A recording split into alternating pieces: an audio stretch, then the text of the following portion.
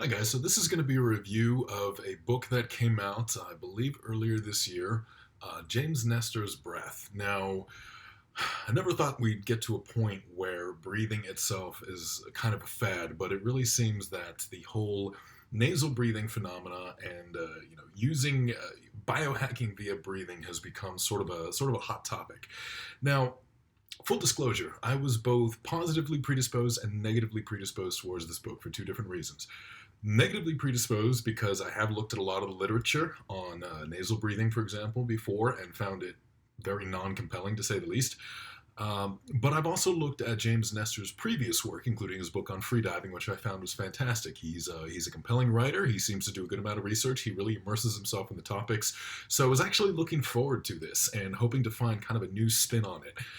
And after getting through the book, now I just want to let you know this review is going to go in two parts. First, I'm going to give you my general thoughts, and then if you stay tuned, I'm going to go into a presentation where I break down some more of the claims and look at a bit more of the science behind them. So, my general thoughts. There is certainly some quality to this book.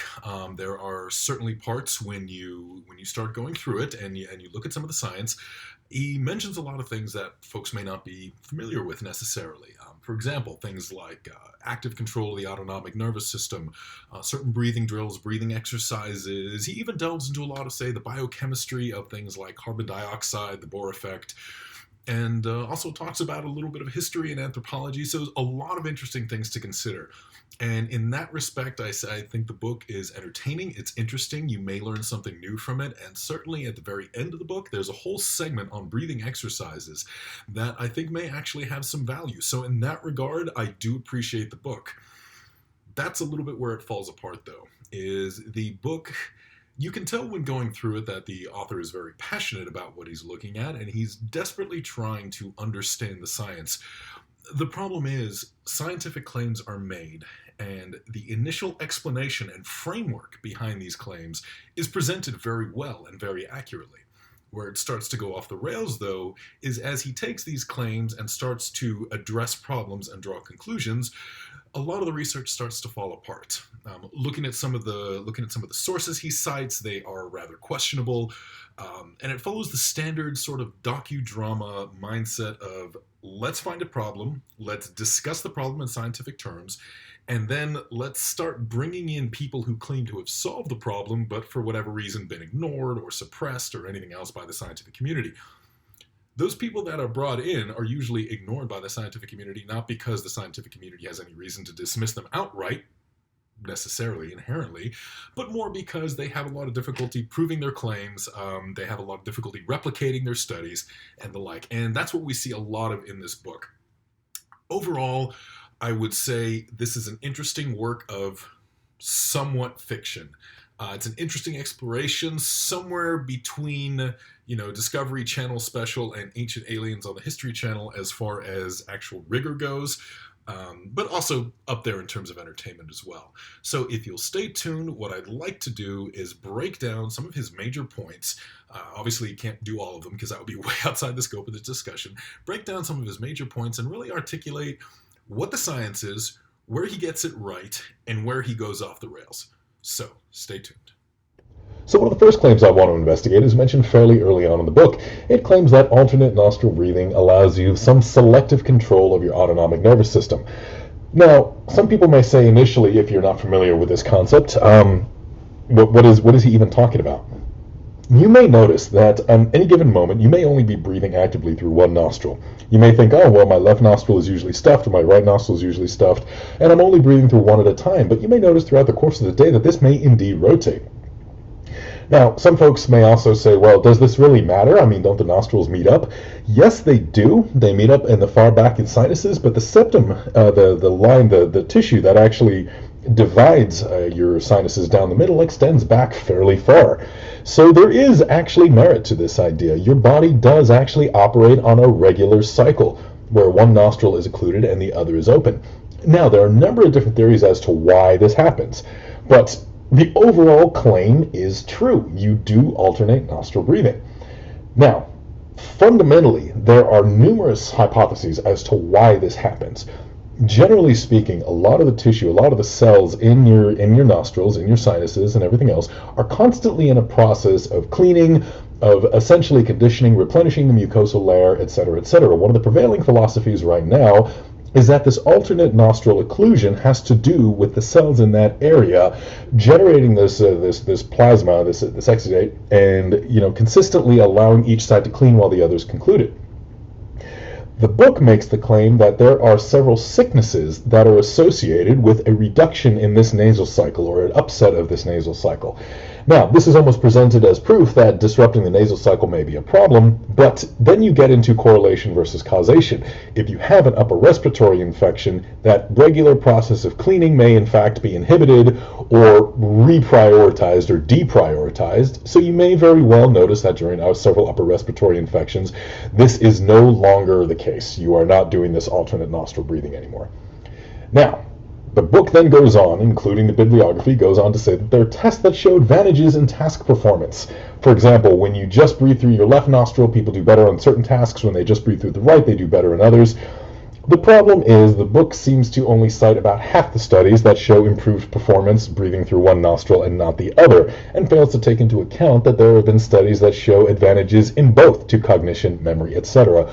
Also, there is absolutely no distinction made whatsoever between the efficacy of breathing through one nostril versus the simple efficacy of engaging in regular controlled breathing, which, as the medical community has known for quite some time, does indeed relax you. And in fact, regular, slow, controlled breathing, which you may accidentally do simply by process of occluding one nostril and focusing on the breathing, may in fact improve memory and task performance. Other potential truths here. Now, there's the evidence there. The claim is made that activating one nostril versus the other actually has impacts on the brain itself. Yes, it does. The trigeminal nerve, which many people know is, it runs through your sinuses and your skull. People may be very familiar with this through a couple different neurological conditions, including brain freeze. That runs through the sinuses, and in fact, cold air rushing over the trigeminal nerve can in fact activate that part of the brain. Now, when activating that part of the brain, is it actually increasing overall activity?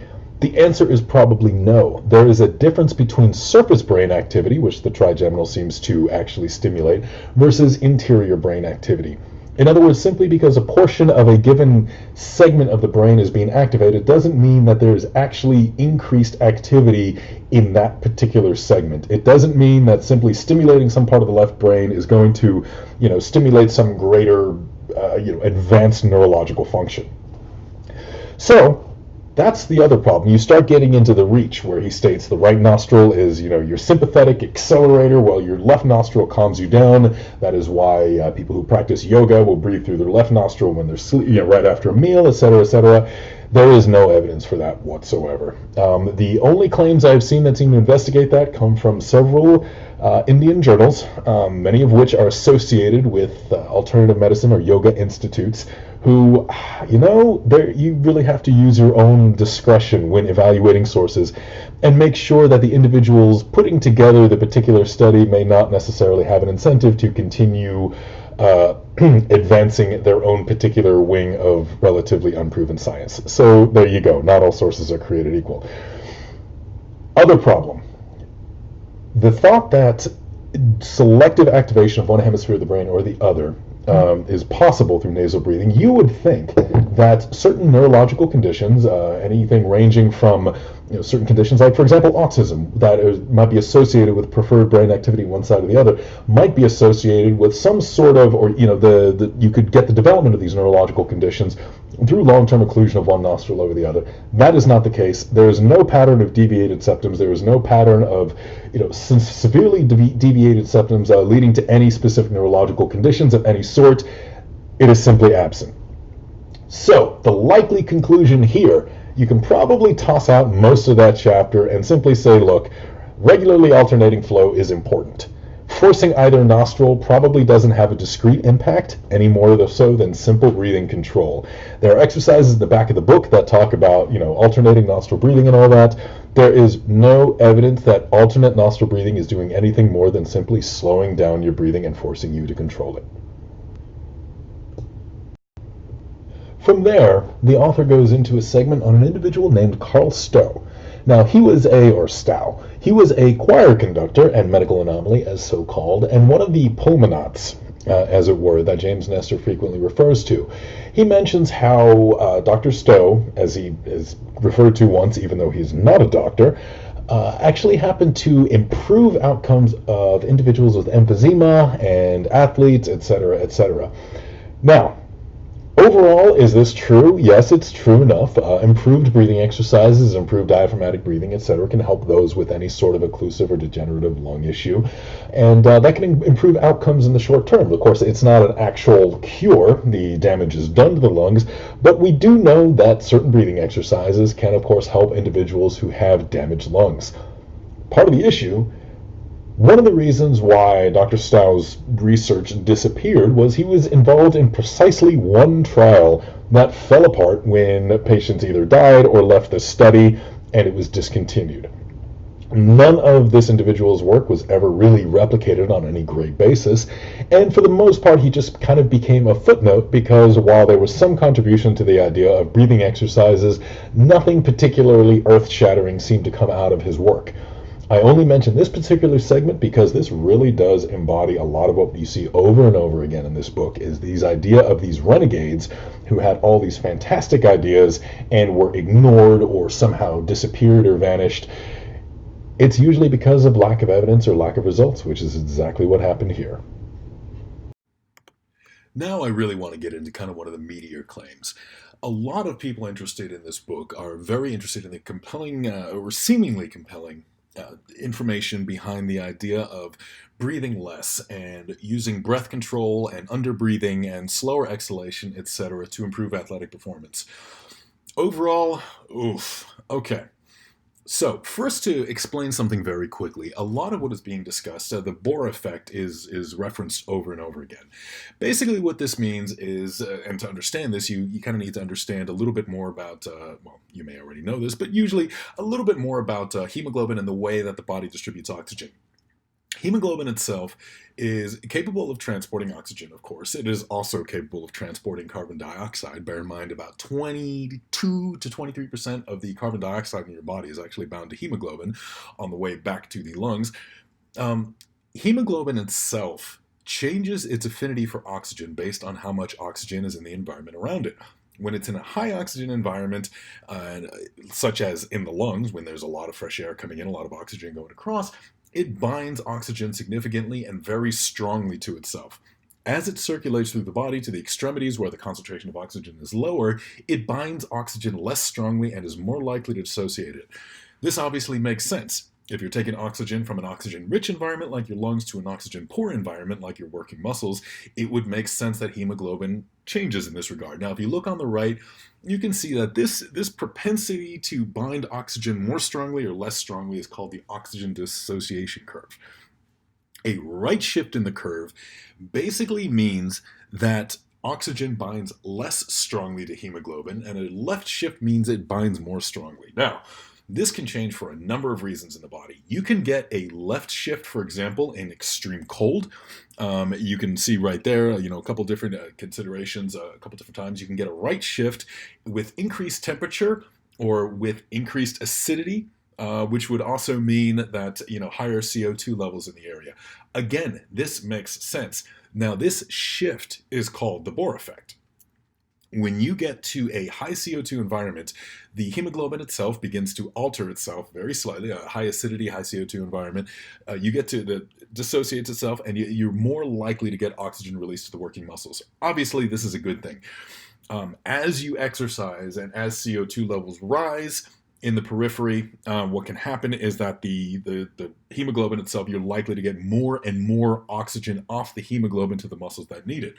Now, what's interesting is that high CO2 levels do indeed help this, but extended periods of acidity actually hinder this, but there's a lot more to that.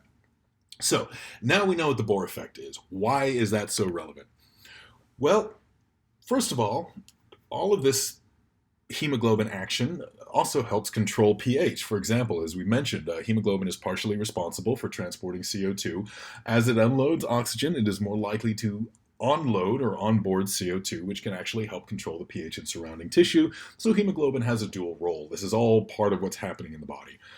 Now, this is all well and good. Some of the claims I see coming from Buteyko and within the book is that we are, as a population now, overbreathing. We are breathing more than ever. Respiration rates have gone up significantly since we started collecting medical data back in the 1920s, for example. What he doesn't take into account, though, is one very simple truth, and that is respiration rate is also associated with BMI. Effectively, the more mass your body is carrying around per, square inch of lung tissue, the faster you're going to breathe. And in fact, when you control for BMI and obesity, which actually increases respiration rate, you almost eliminate any perceived overbreathing in the literature. So we can kind of toss that aside and say, well, this appears to be more of a population obesity issue than the fact that we are breathing worse than ever. He then goes on to illustrate a couple things like dog trials, for example, that show that overbreathing led to stress and eventually led to death. What he doesn't mention or doesn't really focus on quite so much is that this was induced hyperventilation, which led to stress and eventually led to very, very low CO2 levels, which of course, you start getting upsets to blood pH, et cetera, et cetera. We know that hyperventilating over time can be very dangerous. That's why you don't do it. That's why you treat it if you're hyperventilating. So that's irrelevant. He also makes the statement that over time, the fact that if you're overbreathing, your body tries to compensate for it by buffering, by releasing certain minerals from your bones, and you can eventually lead to osteoporosis, et cetera, et cetera. I didn't find any conclusive evidence that shows that's actually anything more than a base theoretical link. So again, are we really going to take into account that higher levels of osteoporosis could be caused by overbreathing? Something tells me that if you take a little Occam's razor to it, which is basically, the explanation that requires fewer assumptions is probably the correct one, you could go with the fact that our population is generally more obese and sedentary and has a poor diet over the likelihood that there is some long-term mechanism that is unyet completely well articulated that overbreathing is causing us to all have our bones breaking. Anyway, the other issue to that is that the Boh effect is temporary. There is the other thought that is sometimes advanced by Buteyko advocates, not necessarily by Nestor, that constant overbreathing mitigates the impact of the Boh effect, makes us less tolerant to CO2, and means that we are unable to take advantage of the Boh effect, and thus we are hindering our performance. The problem is the Boh effect is not an either-or. It's not like it adapts to whatever level of CO2 you are used to, what you are accustomed to. That dissociation curve there's no memory to it. It's not like if you are constantly in an acidic environment, suddenly you're less able to take advantage of it. That's just not a thing. But nevertheless, he persisted. Is there a benefit to training while breathing less? And I think that's one of the questions I've gotten numerous times, is that if you breathe less, are you going to increase your CO2 tolerance and therefore get training benefits from it? So, why is this even a question? Well, CO2 actually is performance enhancing in some ways, and that is because the presence of carbon dioxide and the change in pH associated with physical activity is responsible for eliciting a number of short-term acute adaptations to the environment, and which then causes you to perform better. For example, vasodilation, the Boh effect, which we've previously mentioned, etc. You go down the line, and it seems pretty apparent that an induction of CO2 actually seems to be responsible for improving muscle performance. And indeed, there is some evidence that intermittent hypoxia training is actually beneficial for the elderly. And in a couple trials, they've noticed this. And on top of that, there have been a couple of theories and a couple of small trials done that show that simple breath holding during exercise can actually improve performance, in some cases mimicking altitude training. The downside to that, of course, is that this has not been tested in full, and of course, as anyone who's done altitude training knows, the increase in some athletic parameters is, of course, partially mitigated by the fact that you are no longer able to operate at maximum levels of intensity, so it must be done sparingly. That's why athlete results are mixed. So, what else are we getting to here? All that being aside, what if you could still improve your CO2 tolerance in other ways? Now, one of the things people talk about when you have to breathe is you'll hear people say, well, it's actually a buildup of CO2 that causes you to have to breathe, not a lack of oxygen. That's not entirely true. Usually when you feel short of breath, it's because CO2 is building up. But a complete lack of oxygen can eventually also create that respiratory drive. The reason why you feel the CO2 first is that the relationship between CO2 levels and the respiratory drive is linear, which means as it builds up, you get a commensurate increase in need to breathe. And it's hyperbolic for oxygen, which means that the first couple stages of hypoxia or low oxygen, you don't feel much of a need to breathe at all. It's not until you really, really, really start to run out of oxygen that you actually feel the need to breathe. If anyone has ever hyperventilated before going underwater to try to hold their breath longer, what you're effectively doing at that point is blowing off CO2, and thus you are diminishing that linear response, that instant need to breathe that comes from rising CO2 levels. One of the things that, of course, freedivers do is they are able to control that breathing urge, realizing, of course, that the simple buildup of CO2 does not mean they're running out of oxygen. If you blow off all your CO2 by hyperventilating, you, of course, may not realize that you're low in oxygen until that hyperbolic breathing drive kicks in and you're close to blacking out. So, that being said, is being able to tolerate higher levels of CO2 actually associated with improved performance? Well, this is conditionally true. Indeed, part of training and part of actually improving an endurance exercise is an associated improvement in CO2 tolerance.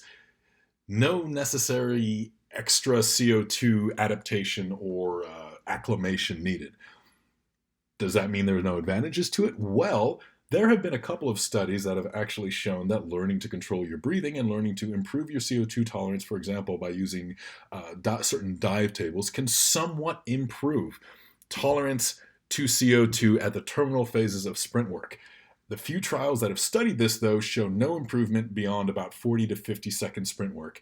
And it's not even necessarily that you are currently, it is not that the CO2 itself is causing performance advantages. It is that since the body can, and since the athlete can better tolerate the discomfort and panic associated with high CO2 levels, they are able to maintain performance and, more importantly, maintain their kind of psychological edge in whatever activity they're doing and push through a little bit harder. Now, are there any drawbacks to CO2? Well, some people may say, okay, well, let's say you're able to tolerate CO2, and let's say that CO2 is seen as this kind of ergogenic positive thing. Vasodilation, are there any downsides? Isn't that acidic? Don't we want to avoid acidity? Well, yes and no. Turns out, talking about lactic acid and acidity and everything else, the counter proposal or the rebuttal to this idea that Nestor is advancing here is that high CO2 levels mean very high acidity, which reduces the abilities of muscles to contract. It reduces the electrolyte exchange, calcium exchange across membranes, et cetera, et cetera. That actually doesn't seem to be the case. If isolated muscles or skinned muscles are placed in a more acidic environment, they still seem to maintain their contractile ability. That's one of the reasons, again, why we go back to the whole lactic acid hypothesis and how that increasingly seems to be a load of bunk. However, systemic acidity is associated with an increase in fatigue. That is important because you'd otherwise say, well, what if you could just continue to maintain yourself at a higher level of CO2? That doesn't matter. Other markers of systemic fatigue beyond muscle contraction get exponentially worse as CO2 levels start to rise. So if all you do is look at the muscle data, you'd say, well, higher CO2 levels seem to improve this and this and this, and it doesn't have the drawback we thought. Well, there's a reason that the body actually tries to maintain pH during activity. It's because there are systemic fatigue issues associated with high CO2 levels that go beyond psychological fatigue that decrease performance. So, being able to tolerate higher CO2 may be beneficial, for example, in certain sprints, but over anything longer term, it may just very well be a wash. The other thing is there is more to performance than simple oxygen delivery. If the entire point of CO2 is vasodilation and, improving the, Boh Effect and the likelihood of dissociation, that's all well and good.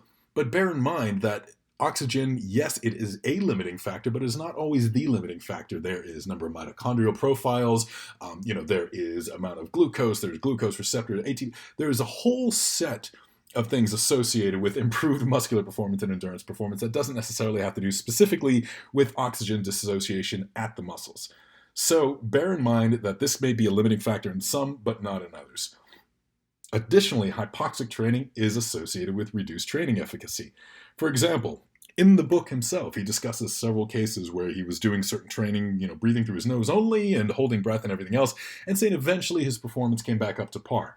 That entire time does represent lost training and lost training ability, lost training efficiency, etc., etc.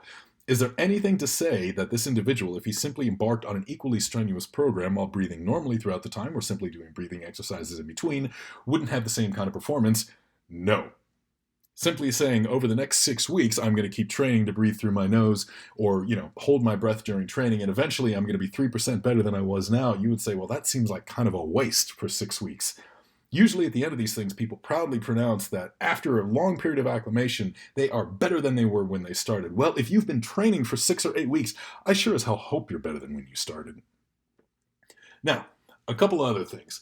There was a rugby study done. There were a couple of other studies done on trained individuals that showed that certain breath-holding breathing techniques, for example, and breathing techniques utilized before training actually had beneficial effects on performance. This was an investigation of Buteyko breathing showing its supposed improvements. Of course, if you look at, and this was, by the way, one of the definitive things showing the advantages of some of these breathing drills and breathing techniques, etc. If you looked at the study, of course, you would see that it was with 20 individuals who were considered marginally trained. The control group, which did no special breathing exercises whatsoever, had an average VO2 max when they started of 50. The intervention group that did the Buteyko breathing and incorporated a lot of these drills had a starting VO2 max on average of 45. 5 points in VO2 max may not seem significant, but given the range associated with most recreational athletes, it would appear that the control group was at least marginally more fit. In addition, now the results showed a 12% improvement over a 4-week sprint program in VO2 max using the Buteyko breathing in these interventions, where the control group only improved by about 5 or 6%. That seems considerable. However, accounting for both the difference in starting VO2 and supposed slight change in training status between the two, or slight difference in training status, if you look at the individual results, there is one outlier in the intervention group that improved their VO2 max by close to 32% over 4 weeks. Normally, in cases where you have sufficient data and adequate data to draw conclusions, you typically drop one of the outliers on the top and one on the bottom. If you do that with this data, the difference between the two groups becomes about 2% difference between them. Given the difference in initial VO2 of 5 points, that suddenly becomes statistically insignificant, so you can throw that one out entirely. In general conclusion, the idea that breath-holding techniques can actually improve your athletic ability is sort of mixed. There do not seem to be any advantages beyond simple psychological tolerance, especially over shorter distances, of being able to improve your CO2 tolerance. The Boh Effect, there seems to be marginal to no difference whatsoever, and in fact, the very notion that higher CO2 levels will universally improve athletic performance, and it is nothing but necessarily positive effect, and therefore we should adapt to it, seems to be a bit of a stretch at most, and it still seems to be missing a few crucial components. Look at it this way. If you examine the breathing techniques of some of the top performers in the world, investigate to see whether or not they use these. If an individual who runs a world record-setting marathon is not doing anything specific interventionally, and they have every incentive at this point to find anything that can knock 5 or 10 seconds off their marathon time, rest assured they would potentially be using these interventions. They are not. And now we get to one of the last segments that I think actually really highlights one of my major issues with this entire book. There is this, again, standard docudrama notion where something is presented with some scientific backing, but then quickly spirals off into a lack of science. And very often, things that are actually well known are presented as being revelations. For example, one of the kind of central ideas behind the latter segments of this book is that the notion that you can voluntarily influence your autonomic nervous system is somehow novel or unheard of. Now, the autonomic nervous system, yes, technically it's autonomic, it operates on its own. That does not mean that, of course, we do not have the ability to influence it. And in fact, it's fairly well known in the medical community that we can influence it. Different breathing techniques, bearing down, Valsalva maneuver, deep breathing relaxation techniques, all of these things are well known to be able to influence things like blood pressure, resting heart rate variability, state of mental arousal, perception of heat, cold, etc. These are all things we very well know that we can influence. There is no grander mysticism to it, and this is not a novel concept. Now, over versus under breathing, we are very aware can stimulate either the quote unquote parasympathetic set of systems or the sympathetic set of systems. I say quote unquote because it's really never that simple. But numerous examples, the Tumo breathing, Wim Hof is brought up, Swami Rama, all these individuals and methods over the years that actually have some pretty insane claims when it comes to their abilities are brought up. Now, a couple of things. First of all, a lot of the studies that were done on Tumo breathing, I think which Harvard even did a review of, do show some pretty remarkable effects. Breathing can drastically alter things like temperature of the extremities, heart rate, etc. Now, unfortunately, since the studies were first conducted, a lot of their findings seem to be exaggerated, spiraled out of control. Things like change in the peripheral temperatures, like change in their fingers, was later then somehow through a game of telephone turned into a change in their core temperature. So whereas the actual finding was that their fingertips went down 15 degrees, the replication, what everyone was told is that their core temperature went down 15 degrees, and so on and so forth. There have been a lot of replication issues with these things. There are stories, of course, of some people who can, for example, change the temperature of different parts of their hand. Like, for example, their index finger will be a different temperature than their pinky finger.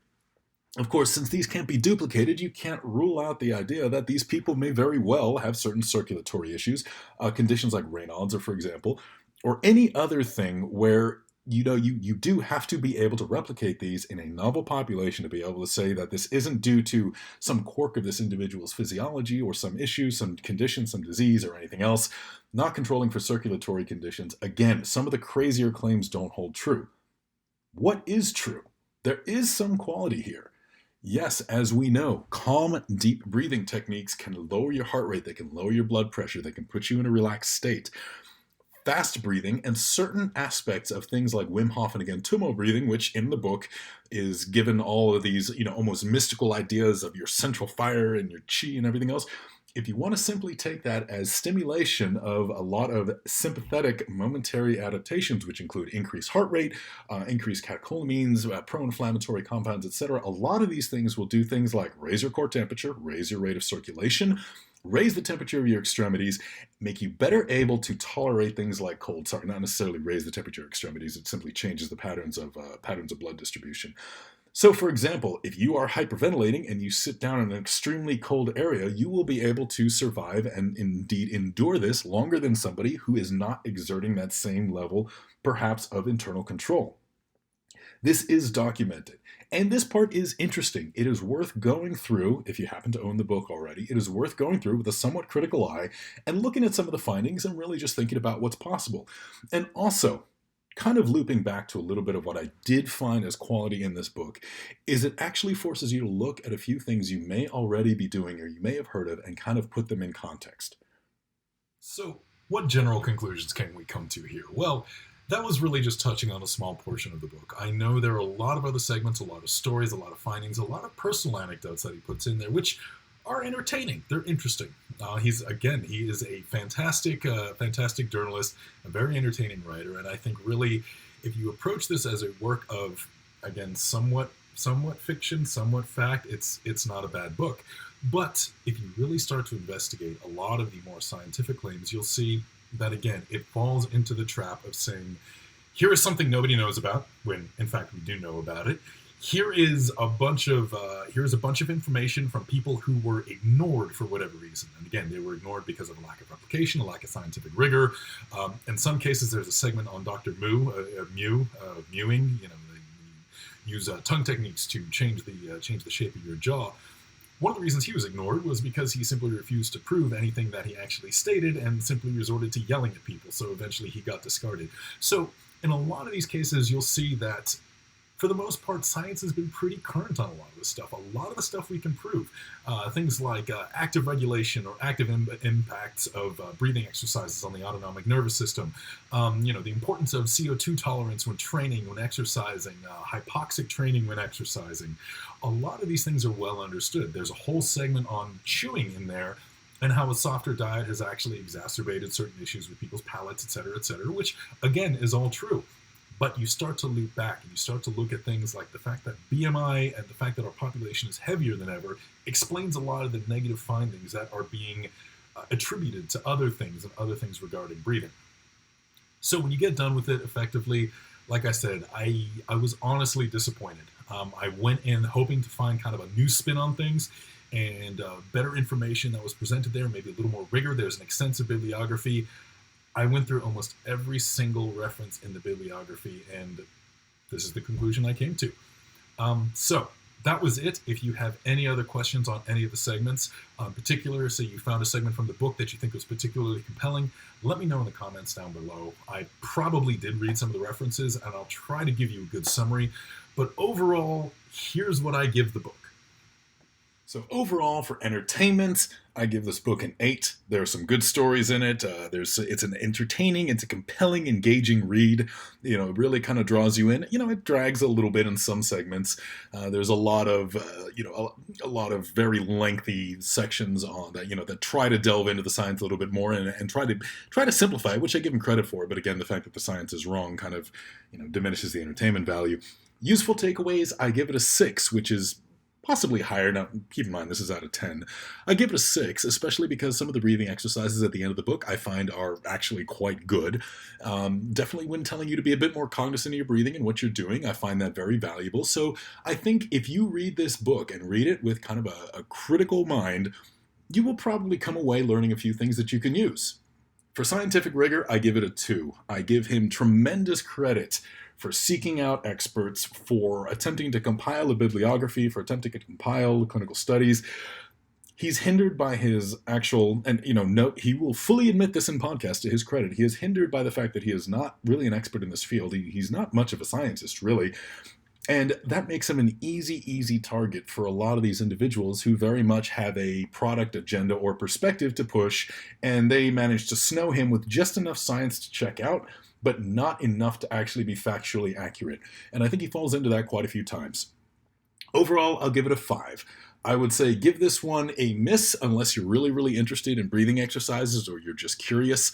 I think you could do a lot better. And, like I said, I'm a little disappointed in this book and a little disappointed. I much prefer James Nestor's other offering on freediving if you really want to support the author, or just, breathe normally like everybody else.